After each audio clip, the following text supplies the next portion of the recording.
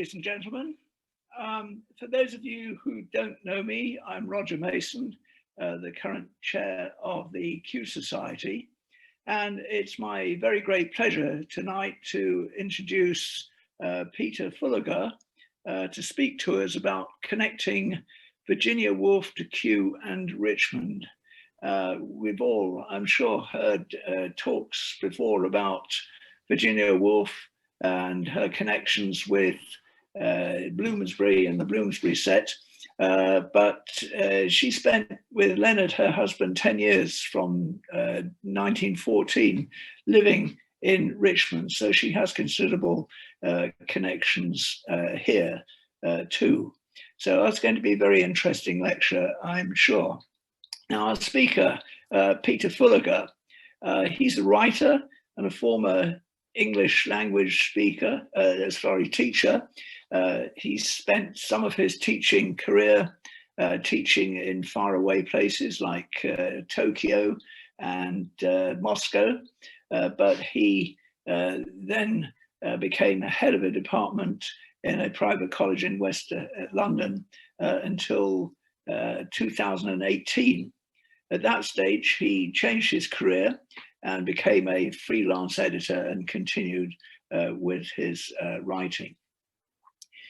Peter first became fascinated by the works of Virginia Woolf while writing his dissertation for his master's in English literature and language.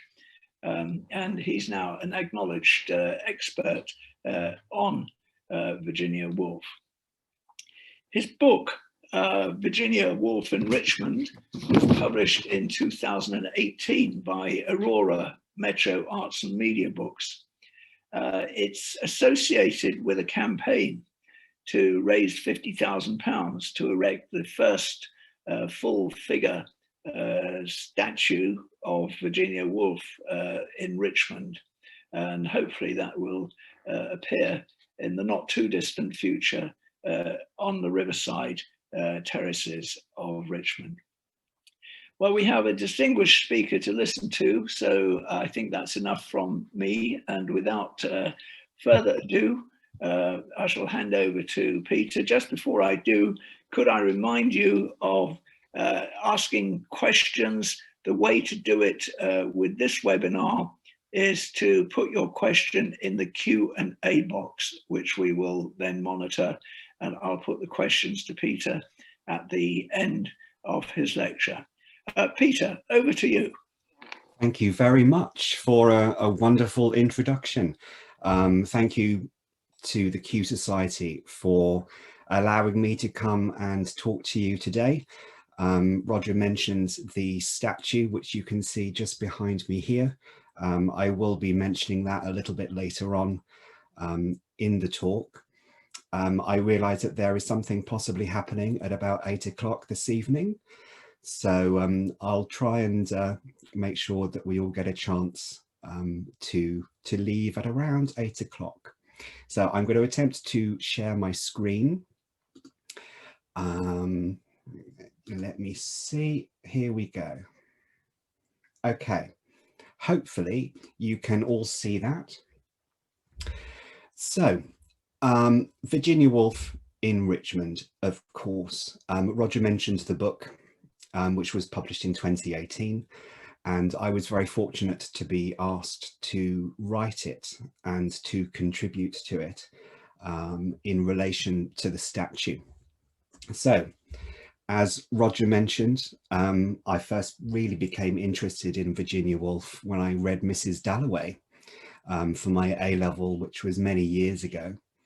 And in fact, then when I moved to Moscow, really the only kind of books that I could read in the local bookshops were English versions of Virginia Woolf.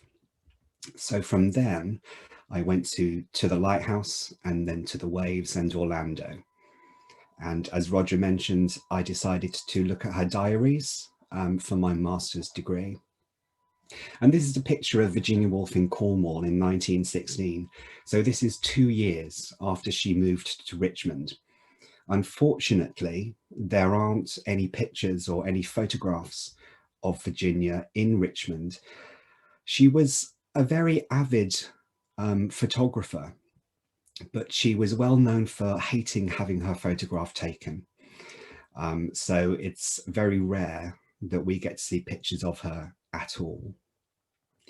One thing that I find really interesting about Virginia is that it's very uncommon to hear her voice, but there is one known surviving recording of her voice. And I thought it would be quite nice for us just to hear a very small snippet of her voice right now.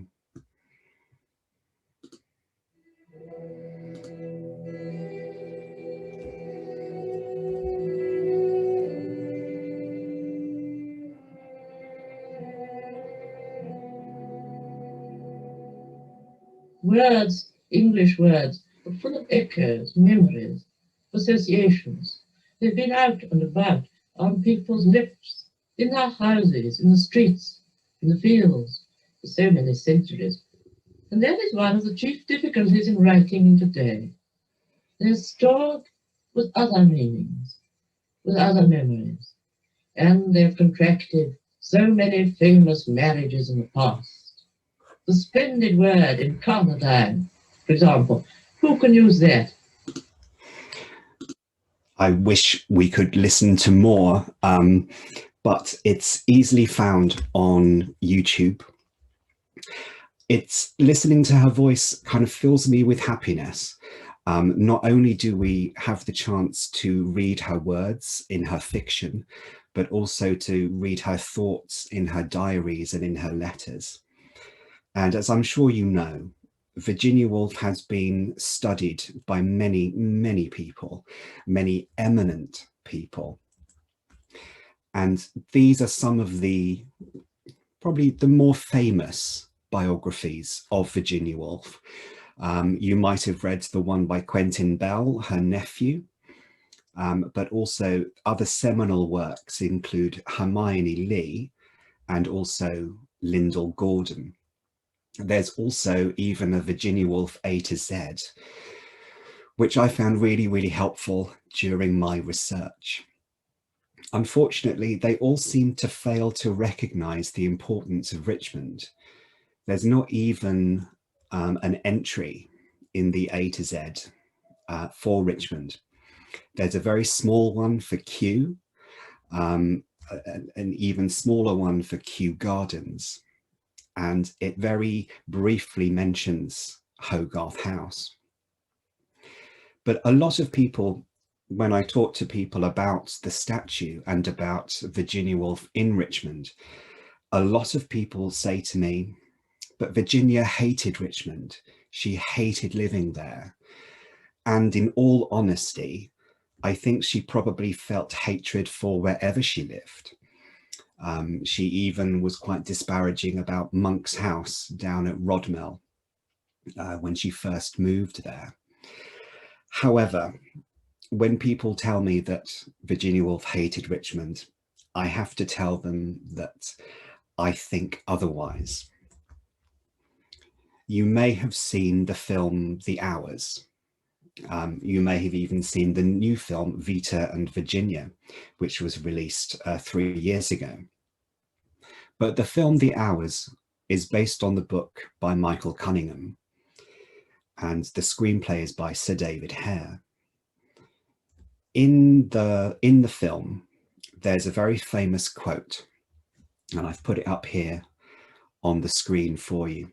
And it's, if it is a choice between Richmond and death, I choose death.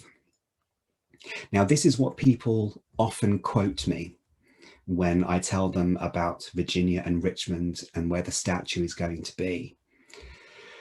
So when I was researching for the book, I decided to contact Michael Cunningham and also to contact Sir David Hare. And I got a reply from Michael Cunningham, and he said that this quote was not from his book, but then again, a lot of his book is fiction. And I heard from Sir David Hare's agent, and I was assured that this is an invented quote. And unfortunately, it does Richmond a disservice. The whole station scene in Richmond in the film is mostly invented. And so I think it's a real shame that people associate Richmond and Virginia Woolf with hate. And this is where the book came about. And this is where I think the book kind of fills a hole, really. And the film actually has a lot of questions to answer, in my view. There's also another famous quote that says, "You cannot find peace by avoiding life." This is also from the film. This is also an invented quote. Virginia Woolf never wrote that. She never said it. It doesn't appear in any of her letters or any of her diaries. And this is what I'm trying to kind of persuade people that Richmond and Virginia are a good connection. So, to start with Virginia's background very briefly, her parents, Leslie Stephen was also a writer, and before he married Virginia's mother, he was married to Harriet Thackeray and had one child called Laura. He was quite well known for the history of English thought in the 18th century, and also for being the editor of Dictionary of National Biography. And I think this is where a lot of Virginia's literary persuasions, I think that's where they came from. What did surprise me, though, was about her mother. So Julia Prinsep Jackson was a model for photographers, but also was a writer as well. And I only found this out about a week ago. She wrote something called Notes from Sick Rooms. So in her philanthropy work, she used to go and visit sick people. And she wrote kind of like a journal from that. And I like to think that this also influenced Virginia as well. So like Leslie, Julia was also married previously to Herbert Duckworth and had 3 children, Stella, George, and Gerald Duckworth. And we're going to come back to a couple of those names. I'd like you to remember them for a little bit later. So once Leslie and Julia got married, their previous spouses had passed away.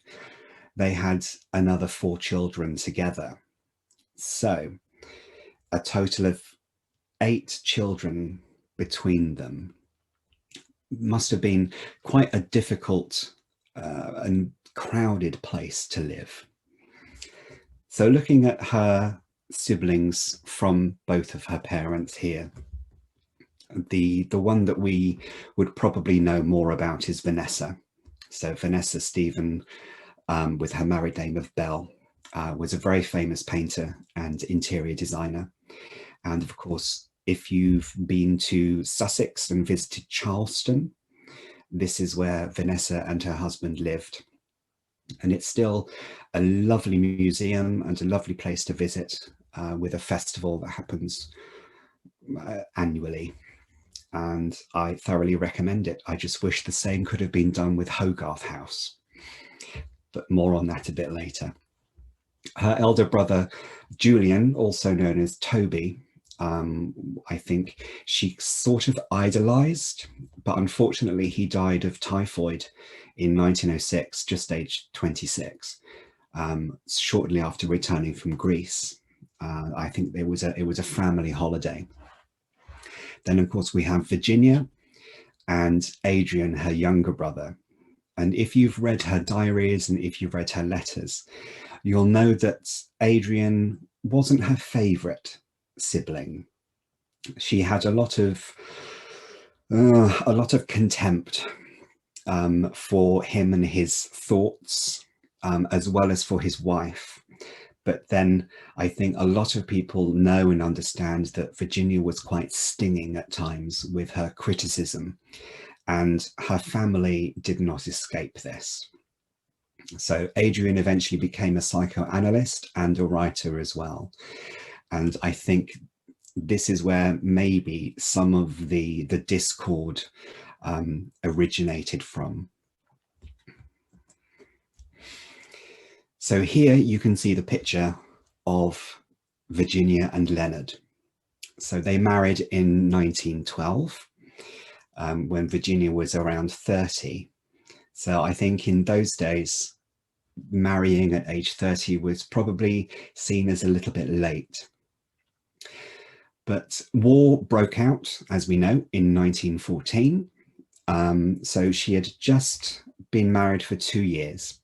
And unfortunately, she was suffering, well, she was recovering really from a suicide attempt of an overdose of pills. Unfortunately, this is what Virginia has become synonymous with. This wasn't her first attempt at suicide. She tried to jump out of a window a few years before. And all of this potentially arises from her, I think she called it her bad 7 years, when in those 7 years, both of her parents passed away and her half-sister Stella also passed away. So it was quite a traumatic time.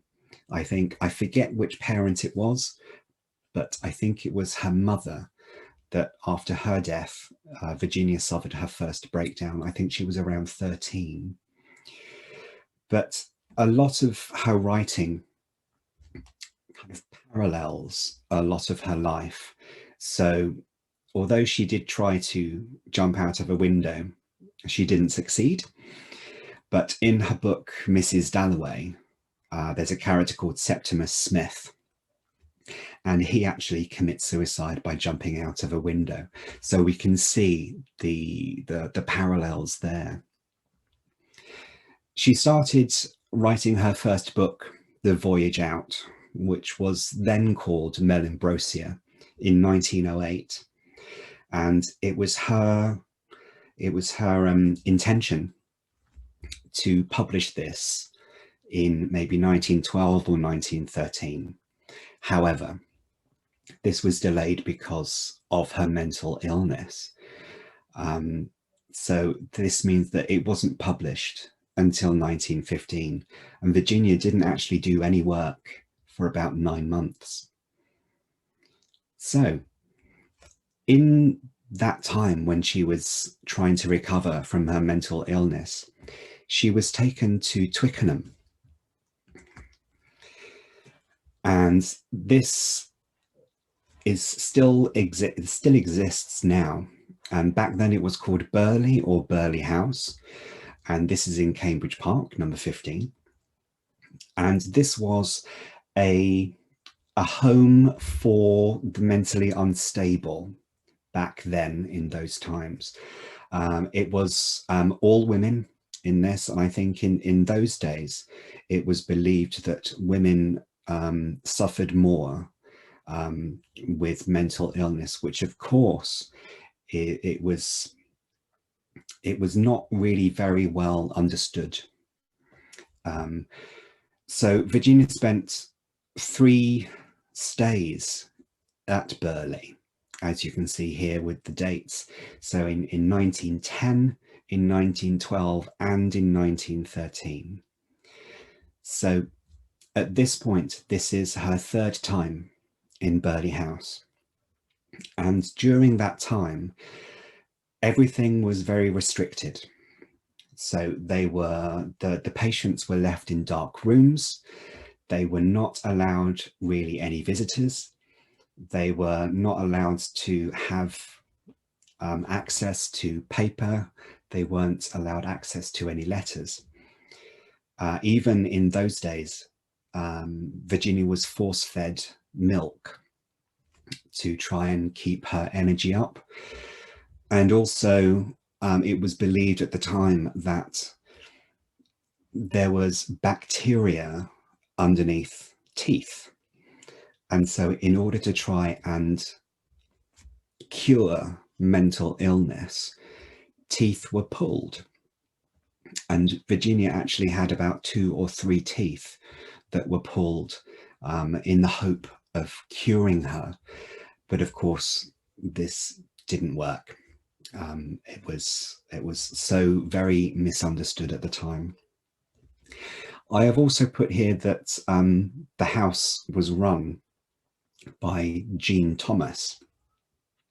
And I put this because it's very strangely, Virginia became good friends with Jean Thomas and actually went on holidays with her to Cornwall, for example.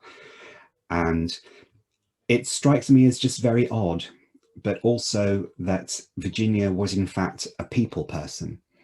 And so even in her darkest days, when she wasn't really feeling herself, she could still make a connection with people. And I think this is where she was allowed to write letters and to receive letters as well, which other patients, I think, were not allowed to. And there's one quote in a letter that she wrote to Leonard that I'm quite fond of. And it's, "I shall tell you wonderful stories of the lunatics. By the by, they've elected me king. There could be no doubt about it." And this was in a letter in 1912, so during her second stay. So this image and the previous image are taken from Virginia Woolf and the Bloomsbury group in Twickenham by Brian Louis Pierce, and that's from the Borough of Twickenham Local History Society. I thoroughly recommend it. It's quite a short pamphlet, very much worth it. Nowadays, we will probably think that Virginia suffered from bipolar disorder, but she did keep her wit. However, we can see evidence that she did suffer quite a bit, and I'm not putting a quote up here because it's quite nasty, but she wrote a really terrible letter to her sister Vanessa, saying that she didn't love her, and it was really quite difficult to read. So why Richmond? Really, essentially, it was Leonard's decision. So of course they were living in Bloomsbury, and Bloomsbury was thriving. It was busy. There were lots of friends and lots of parties, and it was very distracting. And I think because of Burghley House, I think this is where Leonard thought that Virginia could recover. It was far enough from the centre of London, but close enough that she could still be somehow connected or somehow attached. So in October 1914, they moved to this house just here, number 17, The Green in Richmond, which I think has just been refurbished, I think. Back in 1914, it was a boarding house run by a Belgian lady, Mrs. Legree. And in Virginia's letters and diaries, she mentions that Mrs. Legree, although Belgian herself, disliked Belgians immensely, even though there were Belgians staying in the boarding house. Virginia also mentions a very inept maid in the house who kept breaking things, but Virginia thought that this was hilarious, really. So even in these short months of being in Richmond, Virginia seemed to be getting better and recovering her wit. With Richmond and Virginia Woolf, Hogarth House is really synonymous. So at the end of 1914, they were looking for a house. It might have been Richmond, it might have been Twickenham, it might have been Kew, but they saw Hogarth House, and really Virginia and Leonard both fell in love with it. At the time, I believe it was 2 houses. So there was Hogarth House and there was Suffield House as well. And recently they've been refurbished and they've been renamed, which I think is probably a mistake, but they've renamed it Leonard and Virginia. But back then in 1914, Virginia was so excited to move into a new house. As you can see by the quote here to her friend Margaret Llewellyn Davis, she said it's far the nicest house in England. And supposedly you could see Kew from the back windows, which I shall be coming up to in just a moment.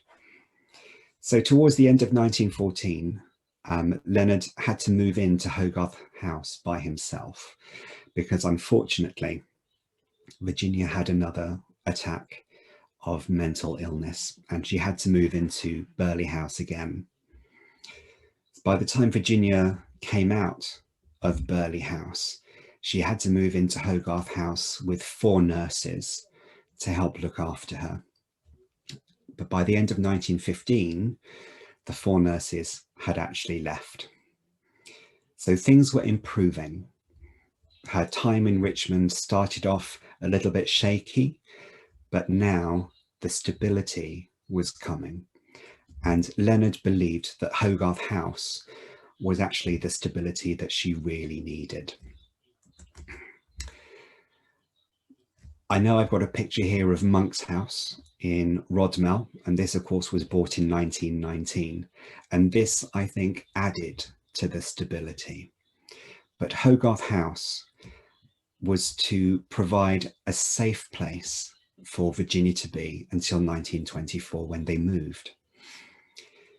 And in fact, looking at Leonard's autobiography, he mentions, and he says this in his autobiography: occasionally one comes across a house upon which those who built it or lived in it have imposed a character and form markedly and specifically its own, as though it were a person or a work of art.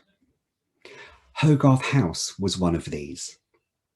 All the rooms, even when we first saw them in the dirty, dusty desolation of an empty house, had beauty, repose, peace, and yet life. In the room itself, one felt the security from anything like a hostile world, the peace and quiet in this tremendous solidity of walls, doors, and windows, and yet nothing could have been more light and graceful. So it was clear that Leonard believed that Hogarth House would be a safe haven for Virginia. And of course, this is where they started the Hogarth Press. So this was first thought of in 1915, so just after they arrived in Richmond. But because of her illnesses, it was decided not to buy a press until 1917. And this image here, I think, is the one that was found in the basement of Hogarth House. And I believe that it's now in Sissinghurst Castle, which of course is connected to Vita Sackville West. Virginia was very anxious about her own writing, and she felt a lot of the time that it wasn't very good. And her first 2 books, The Voyage Out and Night and Day, were published with Gerald Duckworth, her half-brother. I did mention that we were going to come back to them, and unfortunately it's not a very good memory for Virginia Woolf. When she was writing a more autobiographical work later on in life, this was called A Sketch of the Past. She insinuates that she was sexually abused by Gerald and indeed by George, the other brother as well. And she kind of suggests that it wasn't just her that was abused.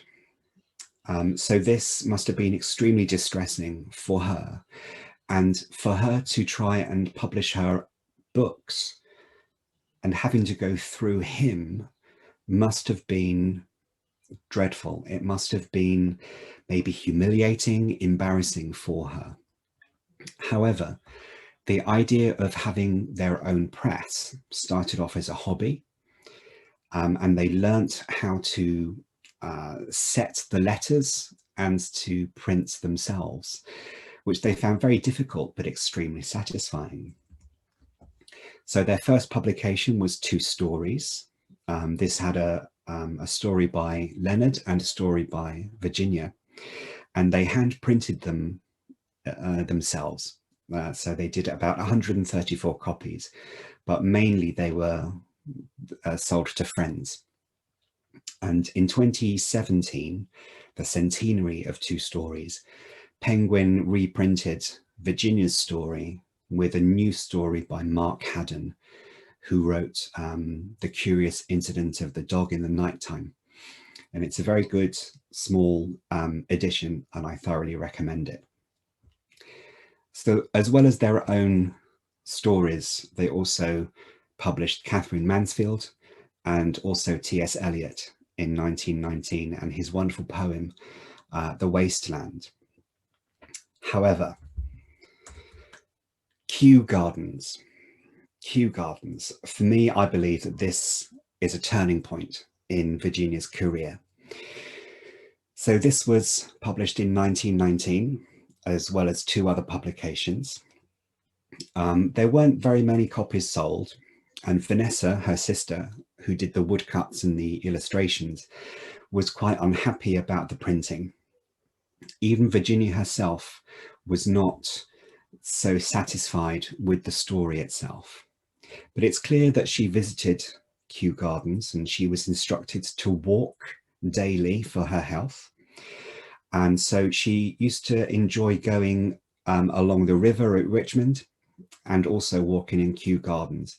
And her observations of life and of people really come to life in her short stories. However, the problem with this particular story led her to a big decision. So she wrote to her sister, "Did you realize that it was your severity that plunged me into the recklessness of buying a house that day?" So to make her feel better, Virginia actually bought this house, the Round House in Lewes. She didn't keep it very long, but she then bought Monk's House with this.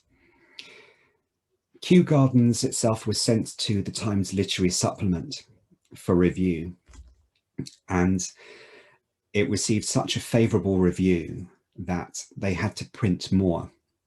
Now, if you imagine hand printing 150 copies is enough, but to print 500 by yourself must be very difficult. So they enlisted the help of a local printer called McDermott. And this actually changed Hogarth into the commercial enterprise that we know and understand. She published about 32 more books by other authors, Dostoevsky, Tolstoy, for example, and she even studied Russian to help translate some of these stories. Kew Gardens, I had to look at the very first paragraph in the story. If you can't see it easily, it's from the oval-shaped flower bed, there rose perhaps 100 stalks, spreading into heart-shaped or tongue-shaped leaves halfway up, and unfurling at their tip, red or blue yellow petals marked with spots of colour raised upon the surface. And from the red, blue or yellow gloom of the throat emerged a straight bar, rough with gold dust and slightly clubbed at the end. If you haven't read Kew Gardens, please do, it's absolutely beautiful. Virginia never had any children. It wasn't her decision. This was something decided by Leonard and by her doctors. And so really the Hogarth Press was like her child. And she referred to it like her child in her diaries and in her letters. And it was really after Kew Gardens that her career really started to change. I can see that time is getting away from me, so I'm going to continue. She started writing 5 books in her time in Richmond. The first one is Monday or Tuesday, which is a short collection of short stories. In fact, the only collection of short stories published in her lifetime. This was printed by Macdermot at the Prompt Press, which was in Richmond, but Virginia thought that he'd done a terrible job. The second book was Jacob's Room. Many thought that this was her masterpiece. It's really an elegy for the war, but also for her brother Toby, who had died earlier. The Common Reader, which is a book of essays, maybe the most famous in this one being modern fiction. Mrs. Dalloway, I don't think I need to say too much about Mrs. Dalloway, but it's A Single Day in June 1923. And finally, Freshwater, which is her only play. It was written, well, rewritten twice, but it was really for personal performances among her friends. And this was only published in 1935. So with Richmond, I think, came confidence. She says, "There's no doubt in my mind that I have found out how to begin at 40 to say something in my own voice. And that interests me so that I feel I can go ahead without praise." In 1922, so just in the middle of her time in Richmond. And again, she continues, "At last, I like reading my own writing. However, like with many of her thoughts and her feelings, it can change very, very quickly." In the same year, a couple of weeks later, "I shall never write a book that is an entire success. This time the reviews are against me." And I think this one is about Jacob's Room. So looking at Richmond, she approached Richmond rather like any other place.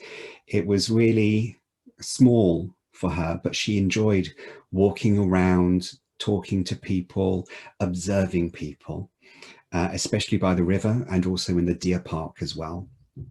She also mentions going to Kew, traveling on buses, for example.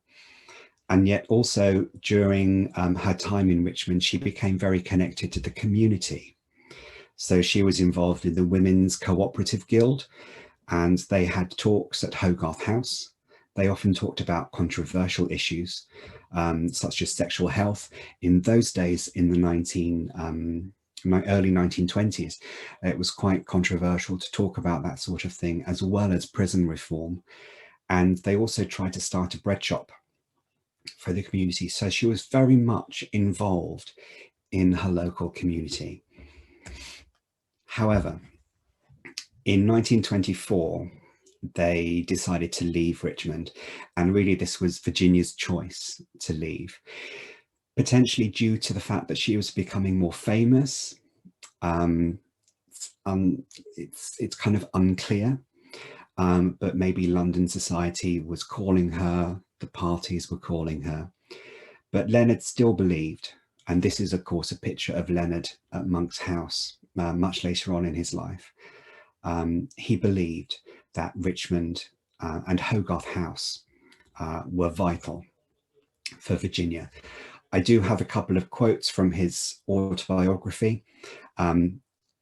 He basically says that those 6 years in Hogarth House, this is in the middle of the time there, were crucial for the stabilizing of her mind and health and for her work. And I'm quite sure that the tranquil atmosphere of these 2 houses, including Monk's house, helped to tranquilize her mind. So really, the person probably that knew her the most believed that Richmond was the place that really, really helped her. She did leave Richmond, and they moved to Tavistock Square, where they remained for a little while, but she did have some wonderful words about Hogarth House and Richmond. And this is what she says. "So I ought to be grateful to Richmond and Hogarth, and indeed, whether it's my invincible optimism or not, I am grateful. Nothing could have suited better all through those years when I was creeping about like a rat struck on the head, and the aeroplanes were over London at night, and the streets dark and no penny buns in the window. Moreover, nowhere else could we have started the Hogarth Press, whose very awkward beginning had rise in this very room on this very green carpet. And people have been here, thousands of them it seems to me. I've sat over this fire many an evening talking, and, save for one fit of the glooms last summer, have never complained at Richmond till I shed it like a loose skin. I've heard the voices of the dead here, and felt through it all exquisitely happy. I think reading that from her heart shows how much she did care about Richmond and Hogarth House and how much it did influence her. Various other chapters in the book, which I'm not going to go through now, but it is available. So this is looking at her family, the servants, her beloved servants, Nellie and Lottie. She talks a lot about those in her diaries and in her letters. The gatherings that she had, so many famous people, so many influential people came to visit. The war, she of course lived through the First World War in Richmond, and she often talks about the bomb scares and the bombs that fell nearby. And Vita Sackville-West, who she met, I think it was in 1923 in Richmond, but their relationship blossomed after Virginia had moved away. I'm coming to the end. I realize it's 1:45, so I'm almost done. So finally, I want to talk about the Virginia Woolf statue, which you can see here. We've been fundraising for 4 years, and we're at 71% of our target. This is how it looks in clay and another part of the process. And the sculptor is Laurie Dizon-Gremel, who you can see here. And the picture just there is the footing for the statue. It's a statue and a bench as well. And the footing was put in a couple of months ago, I believe. So it's going to happen, but we just need to get the funds in. So how you can help is by donating, but also by spreading the word. We found that a lot of people don't actually know about it, even though we've tried our best, and we've had some media interest, some newspaper articles. If people know about it, then hopefully they'll support it. And also by buying the book as well. So thank you very much. I realize I might have gone rather quick through the last section, but I wanted to make sure that we had enough time for any questions and for something happening at 8 o'clock. Okay. Thank you, Peter. That really was an absolutely fascinating Oh, good. and certainly I learned a huge amount more about Virginia Woolf than I ever knew before, even though I've read a number of her books in the past. Now I'm just going to look on my screen and see if we've got anything in the Q&A. There might not be any. We don't have any open questions at the moment, but this happens sometimes. Ah, yes, we do. Judith is saying, it's not a question, but she's just reiterating thanks for a very fascinating talk. Thank you, Judith. I think we'd all agree with that. you grabbed my attention immediately at the beginning of the lecture by talking about the time when you were living in Moscow. Yes. And yeah, the only books you could buy to read were To the Lighthouse, The Waves, and Orlando. And I mean, I thought, why on earth should you be able to buy those books in Moscow at the time? You know, The Waves in particular, it's a long time since I read it. It's an incredibly poetic book, but I found it very difficult. And I wondered what the average Russian with not too good English might have made of it. Yeah, I mean, I was completely surprised. It was the biggest English language section of one of the biggest bookshops in Moscow. And really, these were the only books that I could get, really. And there were a lot of classics, but it was mainly Virginia Woolf. And I did kind of think, well, why? But I was very happy to get back into her writing, because I hadn't read any of her work since my A-levels. Right. So I'd kind of forgotten her, but then I rediscovered her as well. But if you get a chance, her diaries are fascinating. Right, I'll take that chance, yes, and get hold of them. I'm still checking for questions here. I mean, there are a lot of diaries to read. There are, I think, 6 volumes of diaries. Right. And the same diaries, yes. Yeah. So and she must have been a very regular writer in her diaries, probably on a daily basis, I imagine. That would, of course, be a great record for history of her life and thinking. That's it.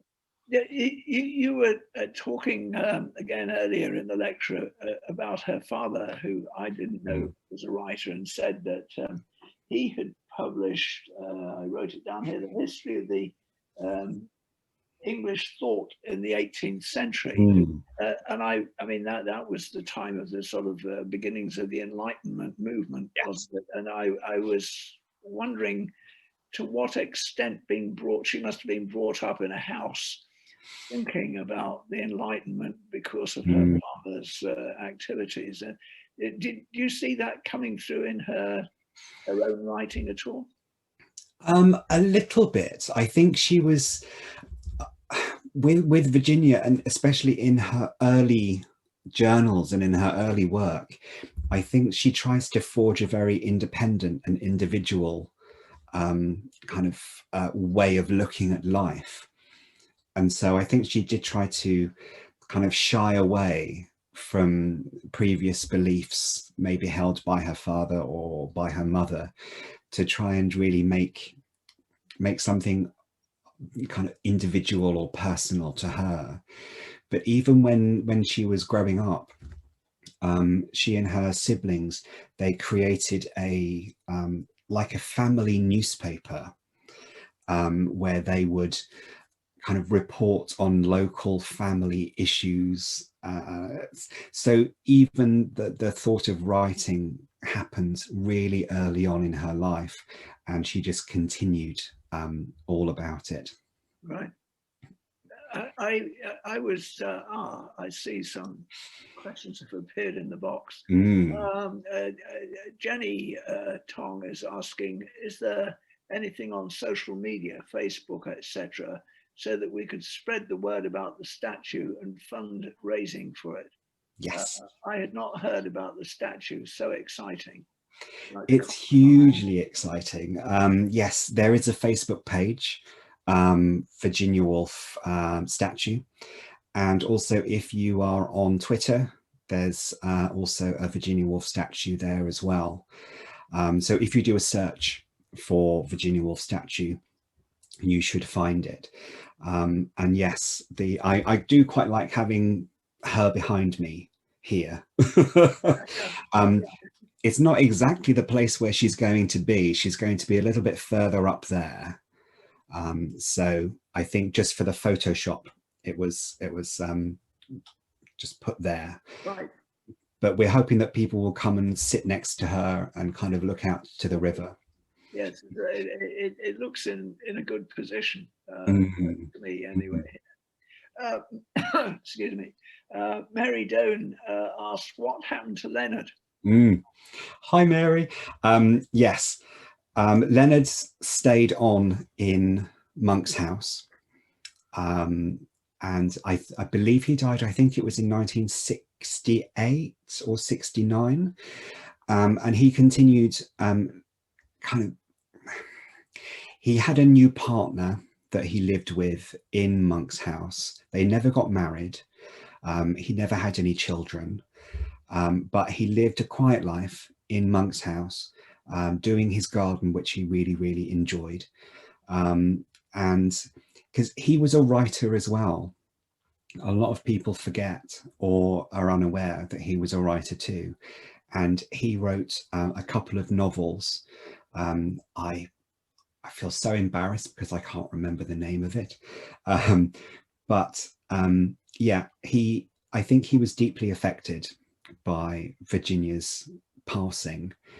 And if you do get a chance to look at his autobiography, it's 5 volumes of autobiography, so there's a lot to read. But he talks about Virginia in a really, really lovely way, and in a way that she couldn't kind of express herself. So a lot of the research I did came from his words rather than hers. So getting another perspective on her life and her legacy. Maybe sort of just one final question to conclude with. I was quite horrified about the account of her stays at Cambridge Park. You know, no writing materials, not allowed to receive letters, kept in darkened rooms, etc., etc. I mean, it doesn't sound to us in the 21st century, with our particular attitudes towards psychiatric disease, as if that could do anything other than exacerbate somebody who had serious psychiatric problems. Absolutely. You know, it's a wonder it didn't destroy her, actually. It's extraordinary that she managed to pick herself up off that. She must have been an extraordinarily resilient woman. Yeah, I think so. I think she was very honest with herself about her own mental problems. She wrote many times in her diaries about trying to recognize the symptoms of when she was starting to go, in her words, to go mad again. And a 4 times stay in Burghley House in the teens of the 1900s. And then to survive that, as well as the abuse that she had as a child, I think is incredible. And to achieve what she achieved was amazing. I've got a note here on the Q&A. I do hope everyone will support this venture, obviously talking about the statue. I love the idea of sitting next to Virginia Woolf and have made a modest contribution. My aunt, who lived in Twickenham for many years, was a student at Newham, was at Virginia's lecture, A Room of One's Own at Girton in 1930s. That's from, I think... Sally. Yeah. Oh, it's incredible. Yeah. Incredible. Thank you very much. But to be at the for Sally's aunt to be at the Room of One's Own lecture must have been absolutely incredible. Well, I can't thank you enough for this lecture. It's been absolutely superb. I think we've all learnt a lot and been stimulated, and probably will rush out later in the week and buy diaries and so on to learn even more. Oh, yes. So it's been a wonderful evening. Thank you very much. Very much. But like you, I'm aware of the fact that in about 4 minutes' time, some other activity very popular is going to take place just north of here in Wembley. So I think at this point it would be wise to close down the webinar before it's deserted. Thank you very much indeed for the lecture. It was wonderful. Thank you for having me. Thank you. So I will sign us out now with that and say goodbye to you and everyone else who's attended. Thank you everyone for attending.